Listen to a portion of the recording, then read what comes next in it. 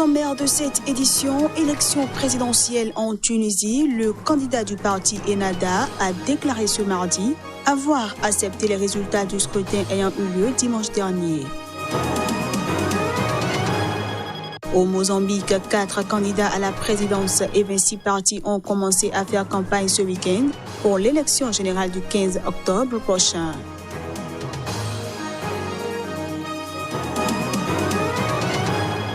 Et puis au Venezuela, le ministre de la Défense Vladimir Padrino s'est félicité d'un accord du gouvernement socialiste avec des députés de l'opposition.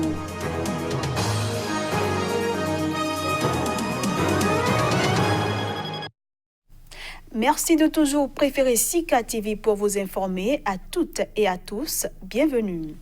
Lors d'une conférence de presse à Tunis, le premier candidat tunisien à la présidence du parti Ennahda d'inspiration islamiste, Abdel Fattah Mourou, a accepté sa défaite face aux résultats préliminaires de l'élection présidentielle.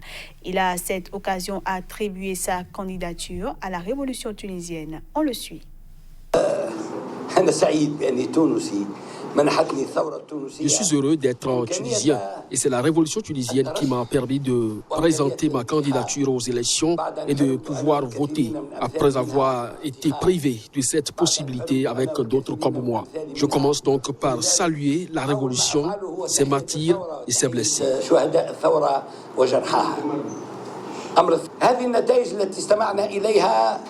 Nous avons accepté les résultats que nous venons d'entendre parce qu'ils proviennent d'une institution constitutionnelle que nous respectons et que nous considérons comme l'un des fondements de la transition démocratique.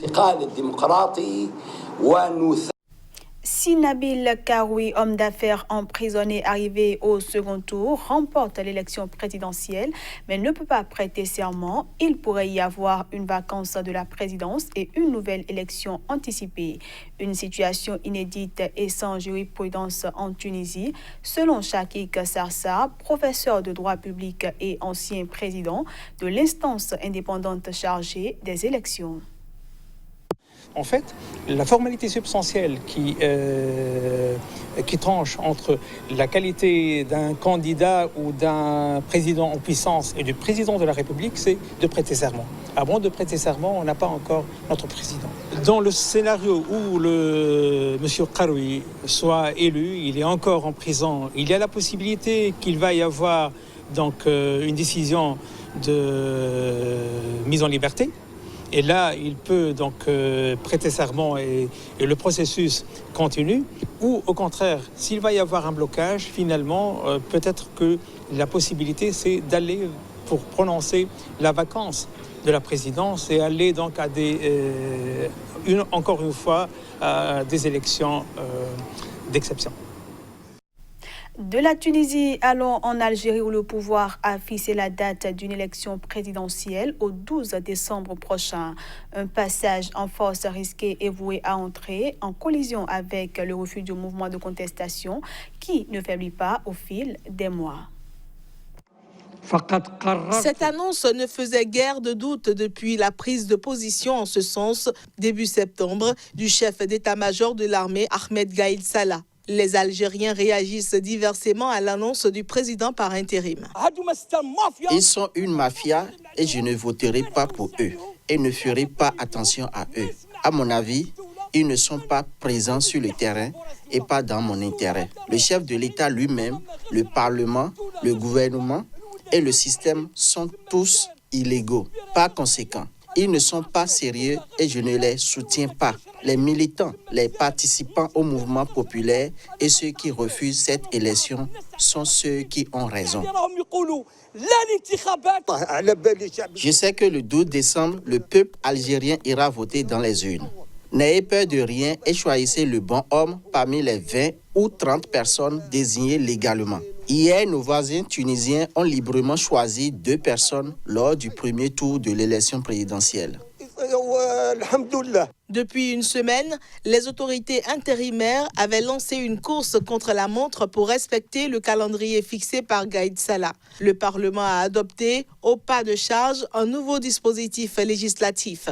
Une loi sur la création d'une autorité indépendante chargée des élections et une autre sur la révision de la loi électorale. Les manifestants réclament le départ de l'ensemble du système au pouvoir ces dernières décennies avant tout scrutin et une précédente tentative d'organiser une présidentielle pour élire un successeur à Abdelaziz Bouteflika a échoué avant l'été. Dans sa volonté de passer en force, le pouvoir pourrait aussi se heurter à une difficulté de taille, l'absence de candidature sérieuse au scrutin du 12 décembre. Et pour l'heure, la plupart des personnalités d'envergure expriment toujours publiquement leur opposition. L'élection présidentielle mozambicaine aura lieu le 15 octobre prochain, a fait un délit le président du Mozambique. Des élections législatives et provinciales auront également lieu le même jour. 4 candidats à la présidence et 26 partis ont commencé à faire campagne pour l'élection générale du 15 octobre prochain. Le premier concours, son chef historique de l'opposition, Afonso Dhlakama, est le premier à élire les gouverneurs des 10 provinces du pays. Philippe Nouissi, actuel président de la République et dirigeant du Frélimo, Ossufo Momad, chef de la résistance nationale du Mozambique Renamo, Davis Simongo, le leader du mouvement démocratique du Mozambique et candidat du Parti d'action extra-parlementaire, et Mario Albino du Mouvement pour le salut intégral sont les 4 candidats qui espèrent habiter à la Ponta Vermelha, résidence officielle du chef de l'État. L'élection des gouverneurs de province est une nouveauté résultant de l'approbation d'un nouveau parquet de décentralisation dans le cadre des négociations pour l'accord de paix et de réconciliation nationale de Maputo, signé le 6 août. La Renamo a déclaré que le déroulement des élections générales serait une mesure du succès ou de l'échec de l'accord de paix et de réconciliation nationale et a exigé qu'elle soit libre, équitable et transparente. Dans une interview accordée à Lusa la veille du début de la campagne électorale qui va durer 45 jours, Mariano Mongo, général de la Renamo et chef de la junte militaire, a menacé de faire dérailler le processus électoral par la violence armée si les revendications du groupe ne sont pas satisfaites. Une autre controverse accompagnant la campagne est alimentée par les différences entre le nombre d'électeurs inscrits par les organes électoraux et ceux projetés par l'Institut national de la statistique. Par ailleurs, la Commission a estimé le coût du processus électoral à 14,6 milliards, dont le gouvernement a jusqu'ici obtenu 56%. En République démocratique du Congo, l'ex-ministre de la Santé a été transféré ce mardi au parquet, 3 jours après son arrestation par la police. Oli Ilunga est soupçonné d'avoir détourné des fonds alloués à la lutte anti-Ebola. L'ancien ministre congolais de la Santé, Oli Ilunga, avait démissionné le 22 juillet en désaccord avec le président Félix Tshisekedi qui venait de lui retirer la conduite de la riposte anti-Ebola. Le docteur Ilunga est accusé depuis d'avoir détourné 4 300 000 $ mis à sa disposition pour lutter contre l'épidémie d'Ebola qui a tué plus de 2000 personnes dans l'est du pays depuis le 1er août 2018. Son entourage affirme qu'il n'a reçu du trésor public que 2 400 000 $ en 11 mois pour lutter contre Ebola. La police l'avait interpellé en l'accusant de vouloir quitter la RDC via le Congo-Brazzaville. Il avait été interdit de quitter le territoire national quelques jours après sa première audition fin août. L'ex-ministre a promis de se défendre avec la plus grande énergie pour son honneur, ont fait savoir ses avocats. L'ex-ministre doit être entendu par un magistrat. Âgé de 59 ans, médecin de profession, le docteur Oli Ilunga était le directeur médical des cliniques de l'Europe à Bruxelles jusqu'à son entrée au gouvernement fin décembre 2016. En 2014, il avait coordonné l'évacuation sanitaire en Belgique du père de l'actuel président, l'opposant Étienne Tshisekedi, qui a été soigné aux cliniques de l'Europe. Hors du continent africain au Venezuela, le ministre de la Défense Vladimir Padrino s'est félicité d'un accord du gouvernement socialiste avec des députés de l'opposition. On le suit.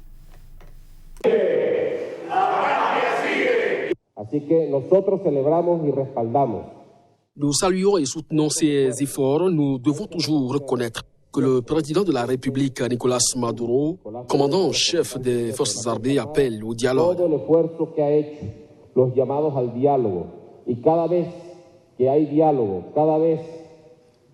Chaque fois qu'il y a un dialogue et chaque fois qu'un accord est recherché pour la coexistence et la paix, les soldats seront heureux.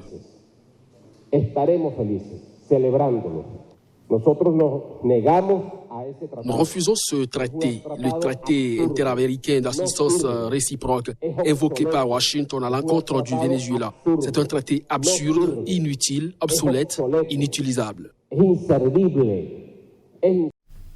On passe cette fois-ci à la revue de presse Afrique.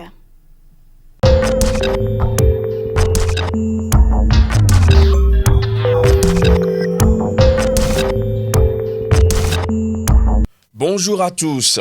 Au Sénégal, la plupart des quotidiens parus ce mercredi se sont intéressés aux naufrages enregistrés au large de Dakar, des pirogues qui transportaient des dizaines de visiteurs et des pêcheurs entre la capitale sénégalaise et des îles touristiques. Chavirement de pirogues à l'île aux Sarpents et à Joal, vagues à l'âme au Sénégal, placarde en gros titre le quotidien. Le journal nous donne à lire à sa une 4 décès confirmés à Dakar et 4 disparus à Joal. Macky Sall invite les Sénégalais au respect des normes de sécurité. Alors que le quotidien parle de 4 morts, le journal La Tribune nous annonce un bilan de 6 morts, tous des Sénégalais. Face à ce décalage entre le nombre de victimes annoncées de part et d'autre, Walf Quotidien nous informe de ce que ce naufrage a déclenché une guerre des chiffres sur le nombre de victimes. Loin du nombre de morts et de disparus dans ce naufrage, l'AS nous apprend que la journée d'hier fut pénible pour les familles des victimes et précise qu'au nombre des victimes figurait un enfant. Pour ce qui est du chavirement de la pirogue à l'île aux Sarpents, Enquête Plus estime qu'il s'agissait d'un drame évitable. En attendant de connaître les véritables causes de ces naufrages, au large de Dakar, Sud Quotidien affiche en titre que les autorités ont annoncé l'ouverture d'une enquête. Pendant ce temps, Vox Populi rapporte des témoignages glaçants des rescapés du naufrage aux îles de la Madeleine. Selon des propos transcrits à la une du Canard, on retient entre autres que 40 personnes ont été embarquées sur une pirogue d'une capacité de 20 passagers. Au Togo, diverses informations sont à lire dans les colonnes des Canards parus ce mercredi. Togo Matin rapporte qu'après les élections locales, c'est désormais la pagaille au sein de l'opposition. Le journal explique comment des intrigues politiques déchirent cette partie de la classe politique togolaise. Au même moment, le quotidien togolais d'information Liberté fait savoir que lors de l'élection du maire d'Atitogon dans le Bas-Mono, le couple politique Unir Isop ont perdu la mairie. Le tabloïd précise que le conseiller élu du PDR a été exclu du parti pour avoir voté l'opposition. Fin de cette revue de presse. Demain est un nouveau jour.